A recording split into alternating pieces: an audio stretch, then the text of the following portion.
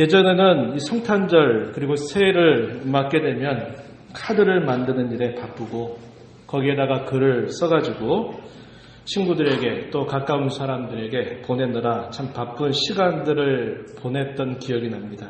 그런데 요즘에는 SNS라고 하는 것이 발달이 되면서 손쉽게 다른 사람들이 만들어 놓은 것을 쉽게 이용을 해서 또 그것을 보내기도 하고 또 그것을 받기도 합니다. 성탄절을 앞두고서 아마 여러분들께서도 주변 사람들로부터 이렇게 저렇게 인사를 받기도 하고 또 아마 인사를 건네기도 했으리라 여겨집니다. 성탄절을 앞두었던 어제부터 오늘 아침까지 많은 성탄 인사들을 받았습니다. 그리고 또 보내기도 하였는데요. 기쁘고 즐거운 성탄절이 되라 이런 인사 한 말이 거의 비슷하게 반복이 되고 있습니다. 그런데 사실 우리 예수 믿는 우리 신자들마저도 이 성탄을 맞이하면서 그저 그런 날처럼 생각할 때가 많아지는 것 같습니다. 우리의 상황이 이 성탄보다도 더 크다 여겨지기 때문이 아닐까 이런 생각을 해봅니다. 우리가 처해져 있는 상황이 기쁘고 즐거우면 성탄도 덩달아서 즐거움이 있는데 우리의 상황이 좀 힘들고 어렵고 좋지 않으면 이 성탄을 맞아도 별로 기쁘지 않게 여겨지는 것입니다. 오늘 이 자리에 나오신 여러분들은 오늘 성탄절이 어떤 날입니까? 이렇게 질문해 봅니다. 오늘 저는 여러분들에게 이렇게 말씀을 드리고 싶어요. 오늘은 참으로 복된 성탄절이라고 이렇게 말씀을 드리고 싶습니다. 그리고 이렇게 기대합니다. 복된 성탄절일 뿐만 아니라 기쁘고 감사한 성탄절이 되기를 기대합니다. 복된 성탄절, 기쁘고 감사한 성탄절, 제가 조금 구별해서 표현했습니다. 조금 전 말씀드린 것처럼 우리는 상황에 너무 쉽게 영향을 받기 때문에 그래요. 아무리 다른 게 좋다 그러더라도 내 기분이 별로 안 좋으면 그걸 별로 기쁘게 여기지 않는 것이 우리 사람이기 때문에 그렇습니다. 잘 아신 바와 같이 성탄절은 우리 주 예수 그리스도의 탄생을 기념하는 절기입니다. 예수님의 탄생을 잘 정리된 말로 표현할 때 성육신이라고 하는 표현을 사용합니다. 거룩하신 분이 우리와 같은 사람이 되셨다라고 하는 뜻입니다.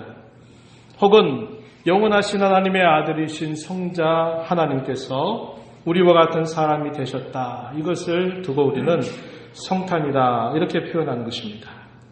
왜 성탄절이 우리에게 복된 성탄절일까 함께 생각해 보려고 합니다. 성탄의 은혜가 너무나도 크고 성탄의 은혜가 너무나도 위대하기 때문이라고 말씀드립니다. 그것은 우리가 일시적으로 오락가락하는 우리의 상황에 매이는 것이 아니라 우리의 상황을 뛰어넘는 참으로 위대한 사건이기 때문입니다. 그래서 오늘 우리가 읽은 이 말씀을 포함해서 오늘 설교의 제목처럼 이 성탄의 은혜가 무엇인가를 함께 살펴보겠습니다. 그리고 그 성탄이 주는 기쁨이 무엇인가를 우리가 함께 생각하고 그 성탄으로 말미암아 우리가 어떻게 새로운 삶을 하나님 앞에 살아가야 될 것인가 하는 것을 차근차근 생각해 보려고 합니다. 먼저 성탄의 은혜를 함께 생각해 보도록 하겠습니다. 인류의 역사는 신라곤의 역사라고 말할 수 있습니다. 그리고 성경의 역사는 우리를 찾으시고 부르시는 역사라고 말씀드릴 수 있습니다. 성경은 우리 인류의 첫 조상이었던 아담과 하와가 죄를 범하여 타락했고 타락한 상태에서 모든 인류가 태어났음을 알려줍니다. 범죄한 이후에 우리의 첫 조상들은 깊은 죄책감 때문에 하나님을 만날 수가 없었고 하나님을 향해서 도망쳐서 숨고 할 수밖에 없는 상황에 빠졌습니다. 창세기 3장 7절과 8절 말씀에 보면은 이렇게 표현합니다. 이에 그들의 눈이 밝아져 자기들이 벗은 것을 알고 무화과 나무 잎을 엮어 치마로 삼았더라. 이 그들이라고 말할 때 아담과 하와를 말하는 겁니다.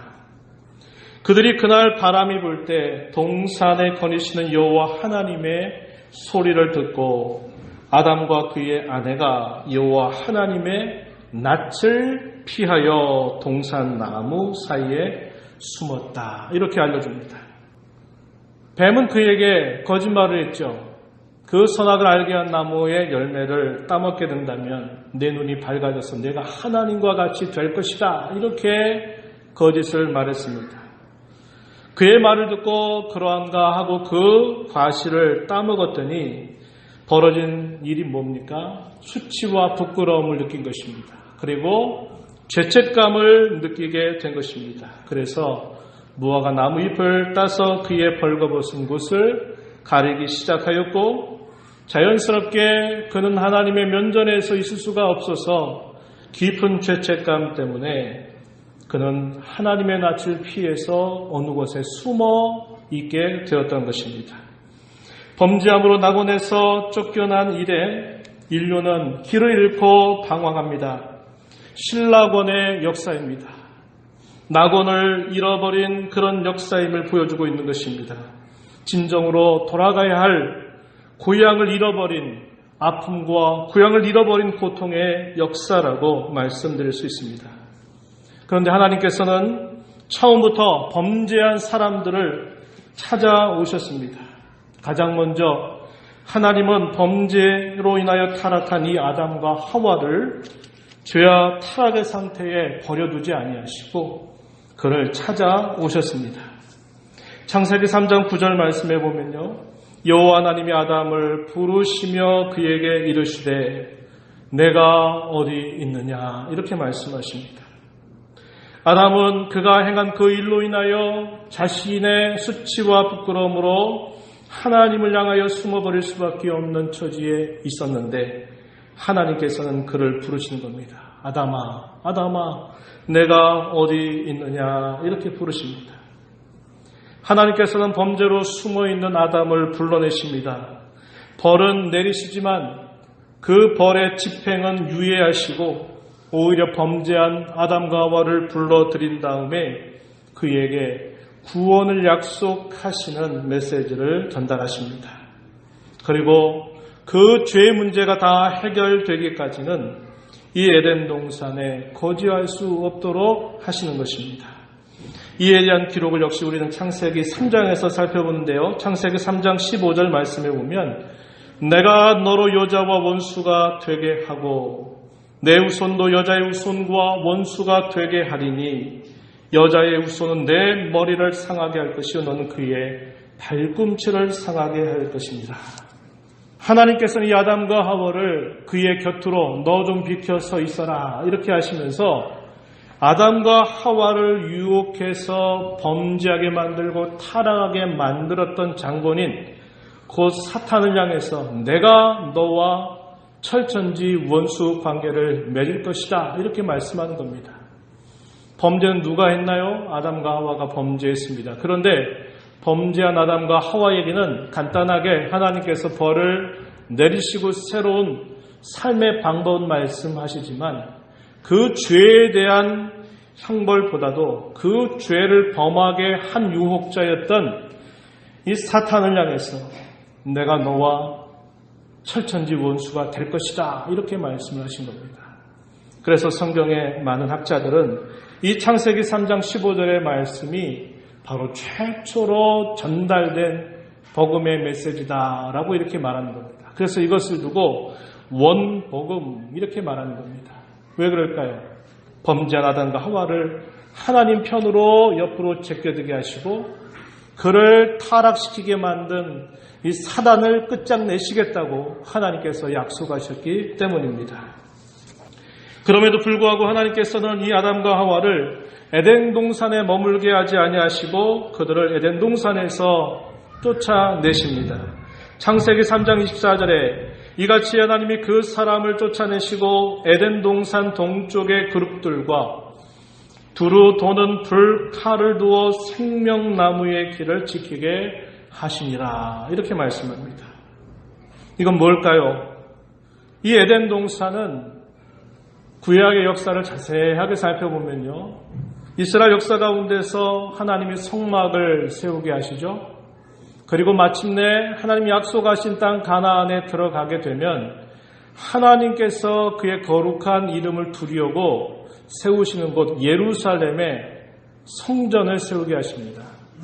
광야 시대의 성막, 그리고 가나안 땅에 정착했을 때 성전을 세우게 하신 일에 가장 처음의 모형, 그게 뭐냐면 에덴 동산이라고 하는 겁니다. 에덴 동산에서 쫓겨난 이 첫사람과 그 이후의 모든 후손들은 그들의 죄의 문제가 온전하게 해결되기 전에는 절대로 이 에덴 동산, 이 낙원에 들어갈 수가 없게 하신 것입니다. 그래서 하나님은 생명나무의 길을 불칼을 두어서 그들로 지키게 하신 겁니다. 그 기간 동안 하나님 뭘 하시겠다고 하는 겁니까? 하나님이 나서셔서 모든 죄의 문제를 스스로 처리하시겠다고 하시는 하나님의 의지가 표현되고 있다는 겁니다. 그 일에 사람들은 끊임없이 하나님을 떠납니다. 신라곤의 아픔입니다. 신라곤의 고통이죠. 그러나 하나님은 더 끊임없이 그 떠난 사람들을 끊임없이 찾으십니다. 너희가 어디 있느냐? 내게로 나오라 하시는 이런 음성을 들려주시는 것이죠. 하나님이 범죄한 인류를 찾아오신 최고의 절정적인 사건이 바로 그의 사랑하시는 아들, 그의 유일하신 아들을 이 땅에 보내주신 사건입니다. 그것이 바로 이 땅의 구주로 탄생하신 일입니다. 성경 그 사건을 두고 뭐라고 말하느냐? 임마누엘이라고 이렇게 부르는 것입니다. 무슨 말입니까? 하나님이 우리와 함께 계시다라는 뜻을 가진 말입니다. 성육신 사건, 예수님의 탄생의 사건은 곧 하나님의 임마누엘을 우리에게 보여주는 사건이 되는 것입니다. 사도 요한은 요한복음 1장 14절에서 이렇게 말합니다. 말씀이 육신이 되어 우리 가운데 거하심에 우리가 그의 영광을 보니 아버지의 독생자의 영광이요 은혜와 진리가 충만하더라. 말씀이 육신이 되어 우리 가운데 거하셨다. 영원하신 하나님의 아들 로고스이신 그 말씀이 사람이 돼서 우리 가운데 거주하셨다. 이렇게 임마누엘을 표현하였습니다. 마태복음 1장 23절에서도 역시 임마누엘이라고 하는 표현을 이렇게 표현했어요. 보라 처녀가 잉태하여 아들을 낳을 것이요 그의 이름은 임마누엘이라 하리라 하셨으니 이를 번역한즉 하나님이 우리와 함께 계시다 함이라. 이렇게 말씀합니다. 하나님께서 그 백성들을 찾아오시는 절정적인 이 사건 임마누엘인데, 이러한 임마누엘 하시기 위해서 하나님이 반드시 처리해야만 하실 일이 있습니다. 그것이 두 가지입니다. 하나는 뭐냐? 우리의 과거의 모든 죄, 그 죄로 인한 모든 형벌에서 건져내셔야만 한다는 것입니다. 또 하나는 그것은 과거뿐만 아니라 오늘도, 지금도, 그리고 앞으로도 계속 그렇게 해 주셔야만 한다는 것입니다. 이러한 내용들을 우리는 약속의 내용들을 통해서 확인해 볼 수 있는 것입니다. 첫째, 우리의 모든 죄와 형벌로부터 구원하셔야만 진정한 임마누엘을 이루실 수 있다는 겁니다. 범죄한 사람은 거룩하신 하나님 앞에 나아갈 수가 없습니다. 죄를 가진 채 하나님의 면전에 서게 될 때 그 죄인은 바로 하나님의 치심을 받아서 죽게 되는 것입니다. 이것이 하나님이 보여주시는 분명한 이야기입니다. 하나님이 어떻게 범죄로 가득 차 있는 우리와 함께 하실 수 있을까요? 하나님 우리에게 임마누엘을 약속하신 것은 내가 죄의 문제를 내가 처리해 주겠다고 하시는 하나님의 위대한 약속이 표현되어 있는 것이죠. 그의 아들이 이 땅에 보내주셨죠. 그분이 우리의 모든 죄와 형벌을 짊어지시고 십자가에 죽으시죠. 그분이 다시 부활하시죠. 그분이 행하신 이 모든 일들은 우리의 모든 죄와 형벌을 용서해 주시겠다고 하는, 그 문제를 처리해 주시겠다고 하는 하나님의 분명한 일이셨습니다. 그러나 그것은 과거에 있었던 사건입니다. 과거에만 그 일이 있고 지금은 가만히 내버려 두신다면 안 될 것입니다. 왜 그렇습니까? 저와 여러분은 매일매일 눈을 뜨면서 하루를 살아가면서 여전히 이 죄로부터 자유하지 못하기 때문에 그러한 것입니다.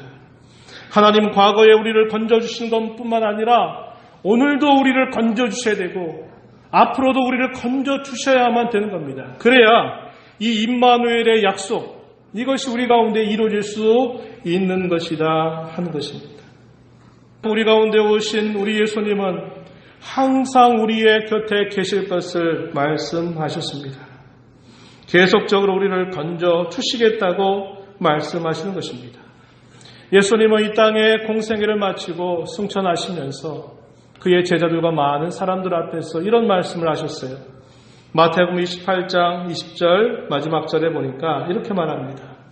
볼지어다 내가 세상 끝날까지 너희와 항상 함께 있으리라 이렇게 말씀합니다.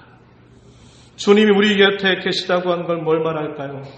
그분이 우리의 모든 죄의 문제를 끝까지 그리고 영원토록 그 문제를 책임져 주시겠다고 하시는 그 약속이 있는 것입니다.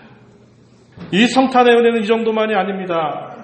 예수 그리스도께서 저와 여러분을 위해서 성육신 하심을 통하여 그분은 하나님이시면서 동시에 우리와 동일한 사람이 되셨는데 그분을 통해서 우리는 하나님과 우리가 연합할 수 있는 길을 찾을 수 있게 되었다고 하는 것입니다.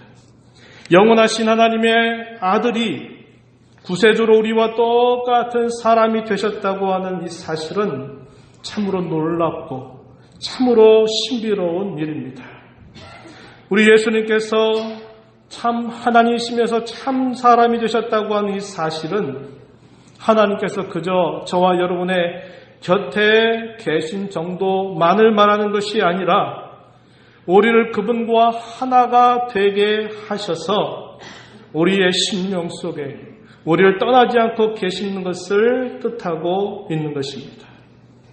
옛적의 첫사람 아담을 향해서 사탄은 이런 속임수로 그를 꿰었습니다. 창세기 3장 5절 말씀해 보면 너희가 그것을 먹는 날에는 너희 눈이 밝아져 하나님과 같이 돼서 선악을 다 분별하게 될 것을 하나님이 아시고서 야 그거 따먹지 말아라 이렇게 말씀하신 거다. 너희가 만약에 그걸 따먹는다면 하나님과 똑같아질 것이다. 이렇게 속임수를 베풀어서 그들로 결국 범죄하게 만들었다는 것이죠. 어떻게 그 과실 하나 먹는 것으로 사람이 하나님과 같아질 수 있겠습니까? 이런 거짓된 말, 이것을 가지고서 결국은 첫사람 아담과 하와는 범죄하여 타락하게 되었던 것입니다. 그러나 하나님께서 저와 여러분에게 예수 그리스도를 통해서 약속하시는 하나님과의 연합은 성경은 이렇게 가르쳐 줍니다. 로마서 8장 29절 말씀을 보면요. 하나님 미리 하신 자들을 또한 그 아들의 형상을 본받게 하기 위하여 미리 정하셨다. 이렇게 말합니다. 우리로 하여금 하나님의 아들이신 우리 구주 예수 그리스도가 가지시는 그분의 형상을 본뜨게 하시는 것이라고 설명합니다. 또 베드로후서 1장 4절에서 베드로 사도는 또 이렇게 말했습니다. 신성한 성품에 참여하는 자가 되게 하려 하셨다. 신의 성품에 참여하는 자가 되게 하셨다. 이렇게 말씀하고 있는 것입니다.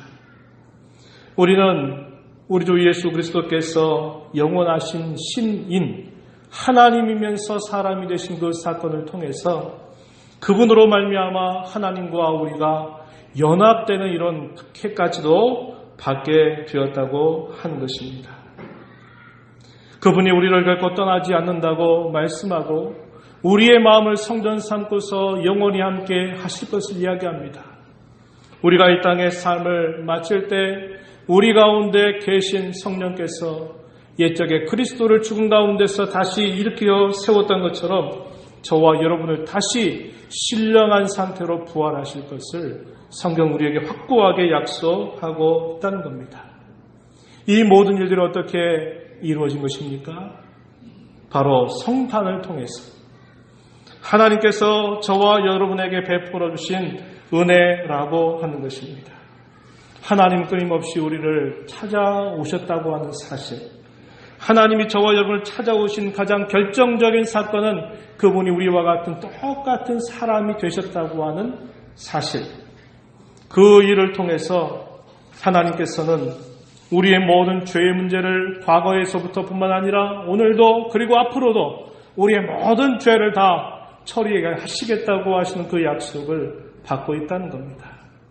하나님과 우리가 그 성품으로 참여할 수 있게 되는 이러한 복을 누릴 수 있게까지 우리에게 은혜를 주셨다는 거예요. 그래서 우리는 성탄절을 두고 이렇게 말합니다. 성탄절은 참으로 복된 성탄절이라고 부르는 것입니다. 복된 성탄절입니다. 성탄을 통해서 저와 여러분에게 베풀어 주신 은혜를 알아가면 알아갈수록 우리는 성탄을 참으로 기뻐하고 감사할 수 있습니다. 우리가 성탄을 기뻐하는 이유는 세상 사람들이 그저 기쁘게 여기는 것과는 근본적으로 다른 것입니다. 그리고 또 달라야 하는 것입니다. 오늘 우리가 읽은 본문의 말씀을 보시죠. 본문에서 성탄의 기쁨을 우리에게 알려주고 있는 겁니다. 누가복음 2장 10절 11절 말씀해 보니까 이렇게 표현했습니다. 천사가 이르되 무서워하지 말라. 보라 내가 온 백성에게 미칠 큰 기쁨의 좋은 소식을 너희에게 전하노라. 오늘 다윗의 동네에 너희를 위하여 구주가 나셨으니 곧 그리스도 주시니라. 천사가 가르쳐 줬던 그 말씀의 내용, 내가 너희에게 전하는 이 말은 온 백성에게 미칠 큰 기쁨의 좋은 소식이다. 이렇게 가르쳐 줍니다.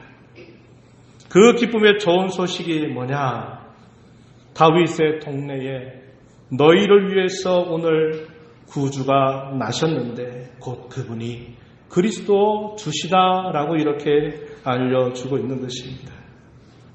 첫사람 아담을 통해서 온 인류에 죄와 사망이 들어왔다고 성경은 가르쳐 줍니다. 그러나 마지막 아담으로 오신 예수님을 통해서 온 인류에 의와 생명이 들어왔다고 성경 우리에게 가르쳐 줍니다. 그래서 예수 그리스도의 나심은 온 백성에게 미칠 큰 기쁨의 좋은 소식이다. 이렇게 소개하고 있는 것입니다. 뿐만 아니라 그 구세주의 탄생을 기뻐하면서 찬송하는 수많은 천군과 천사들의 노랫소리가 들려집니다. 우리가 읽은 본문 14절 말씀에 가서 보면요. 이렇게 말합니다. 지극히 높은 곳에서는 하나님께 영광이요.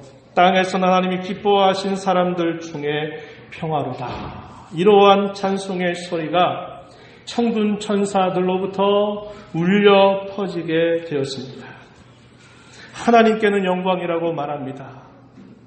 하나님께 영광이 된다. 사실상 우리가 이해하기 힘든 표현이에요. 왜 그렇습니까? 하나님이 저와 여러분이 뭐가 필요하셔서 저와 여러분에게서 과연 무엇을 얻을 것이 있어서 그분이 그 존귀한 자리를 내어두시고 이 땅에 오셔야만 합니까? 하나님께서 자신을 비워서 낮고 천한 이 땅에 오시는 것을 두고 왜 영광이라고 말씀합니까? 참으로 이해가 되지 않는 표현입니다. 우린 여기서 하나님의 사랑의 위대함을 보는 거예요. 저와 여러분을 사랑하시기 때문에 하나님께서 저와 여러분을 살리시기 위해서 그토록 낮아지신 길로 오시는 것을 두고 수치다, 부끄러움이다 라고 말씀하는 게 아니라 그걸 두고 영광이라고 표현하는 것은 하나님이 저와 여러분을 얼마나 사랑하시는가를 단적으로 보여주는 것이죠. 사람들 가운데 평화라고 말하는 것입니다.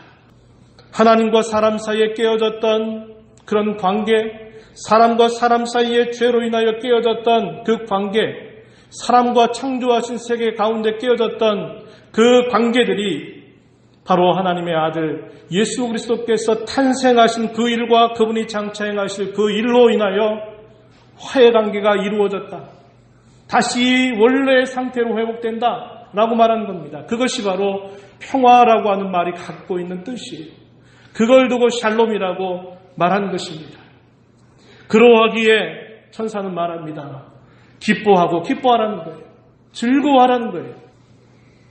그러한 기쁨과 즐거움을 가진 사람들을 향해서 우리에게 새로운 삶을 보여주고 계신 것입니다. 저는 세 가지 정도를 생각해 보는데, 첫 번째는 가난한 우리를 부유하게 해주셨기 때문에 우리도 부유하게 하는 삶을 살자는 것입니다. 고린도후서 8장 9절에서 이렇게 사도 바울은 말합니다. 우리 주 예수 그리스도의 은혜를 너희가 알거니와 부유하신 이로써 너희를 위하여 가난하게 되심은 그의 가난함으로 말미암아 너희를 부유하게 하려 하십니다. 주님이 이 땅에 우리와 같은 사람으로 탄생하셔서 그분이 우리를 위한 구속의 일들을 향해 나아가셨던 걸음은 스스로 가난해지시는 길이었습니다. 왜 그렇게 하셨을까요? 죄로 인하여 가난하고 헐벗고 헐벗었던 저와 여러분을 부유하게 하시려고 그분이 스스로 가난하여 주셨다라고 가르쳐 주고 있는 겁니다. 성육신 사건은 그에 대한 대표적인 사건인 것이죠.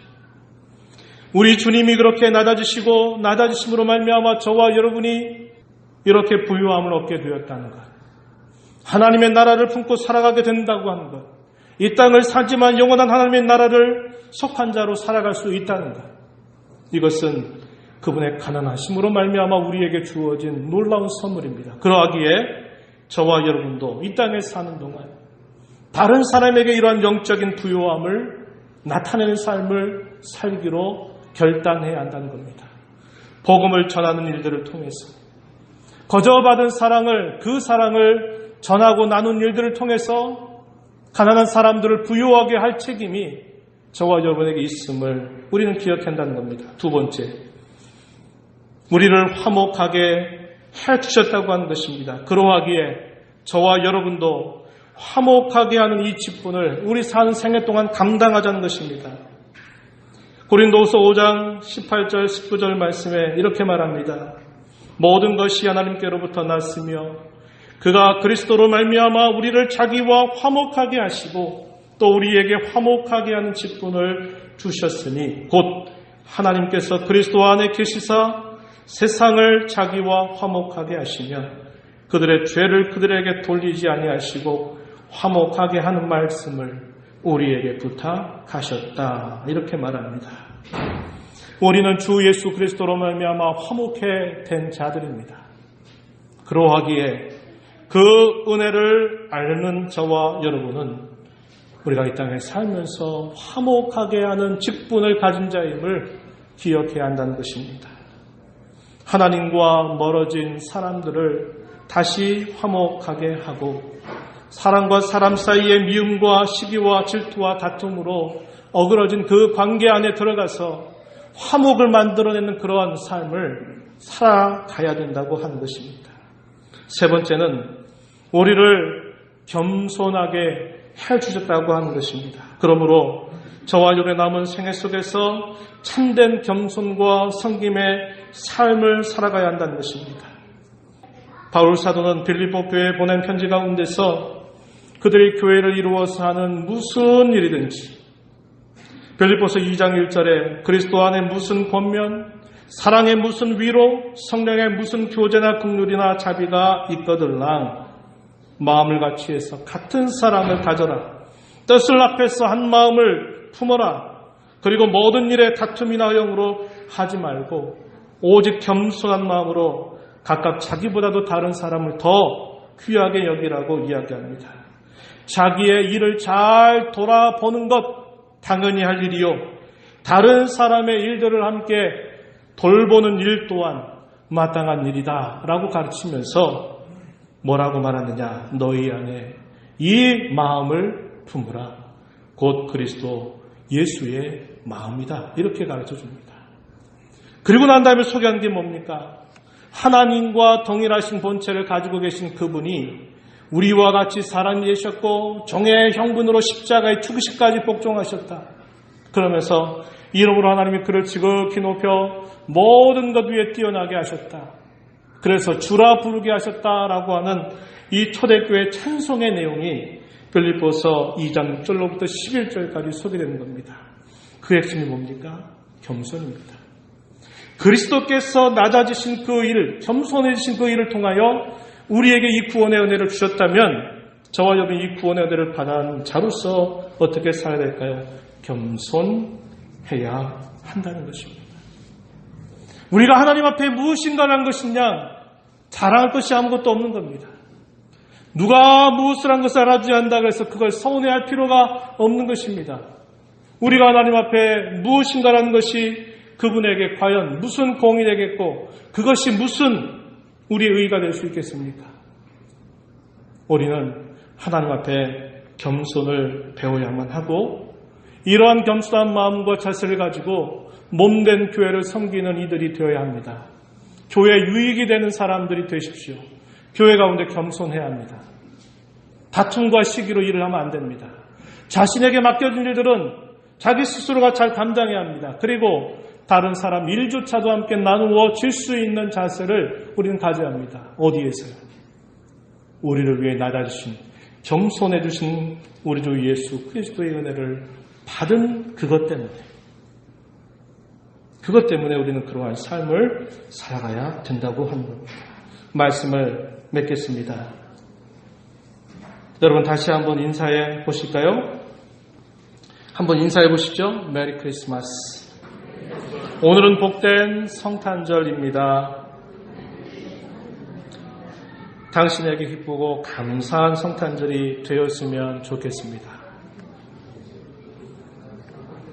제가 왜 이런 말씀 드린지 이해가 되셨습니까? 성탄절은 사람들이 기뻐하나 기뻐하지 않으나 그날은 복된 성탄이에요. 왜 그래요? 말씀드렸죠. 하나님의 은혜가 한없이 부어진 사건이기 때문에 그래요. 그러나 그것이 진정 저와 여러분에게 감사와 기쁨으로 느껴지는 것은 또 다른 일이라고 하는 겁니다. 여러분의 표정과 여러분들의 모습이 성탄절 왔는데 표정이 굳어있고 뭐하고 있나 하는 듯한 그런 표정을 짓는다면 우리 주님이 보시기에 안타까워하실 겁니다. 얘들아, 내가 이 성탄을 복된 성탄으로 만들었는데 이 복된 성탄이 너한테는 기쁘고 감사한 일이 아니니? 이렇게 되물으실 것입니다. 진심으로 원합니다. 이 복된 성탄절이 여러분에게 참으로 기쁘고 참으로 감사가 넘치는 그런 성탄절이 되기를 진심으로 바랍니다. 온전한 기쁨을 누리기 위해서 끊임없이 여러분들에게 베풀어 주신 하나님의 은혜를 많이 알아가시기를 바랍니다. 여러분들이 아는 것만큼 깨닫는 것만큼 여러분들은 기뻐할 수 있고 감사할 수 있습니다. 그리고 그 은혜를 알고 우리에게 새로운 삶을 살아가라고 하신 하나님의 요구에 귀를 기울이십시다. 다른 사람을 부유하게 하는 사람으로, 다른 사람에게 화목을 만들어주는 사람으로, 다른 사람에게 참된 겸손과 섬김의 삶을 힘써가는 사람들로 살아가게 된 모두가 되기를 축복합니다. 하나님 아버지 감사합니다. 복된 성탄을 저희들에게 허락하여 주셔서 말할 수 없는 기쁘신 은혜를 저희들에게 부어주셨음을 감사합니다. 우리의 상황을 뛰어넘고 시간과 공간을 뛰어넘는 하나님의 놀라운 은혜임을 우리가 말씀을 통해서 확인합니다. 그 사실이 오늘 우리의 것이 되게 하셨으니 저희들에게 참으로 기쁜 일이 되게 하시고 저에게 참된 감사가 넘치는 성탄이 되게 주시옵소서. 뿐만 아니라 저희들을 새롭게 하신 구원의 새 생명을 받은 자들로서 이 땅에 사는 동안 부유함을 주는 사람, 다른 사람을 화목하게 하는 사람, 다른 사람들에게 겸손한 섬김으로 그들을 섬길 수 있는 삶을 살아가는 저희 모두가 되게 하여 주옵소서. 예수님 이름으로 기도하옵나이다. 아멘.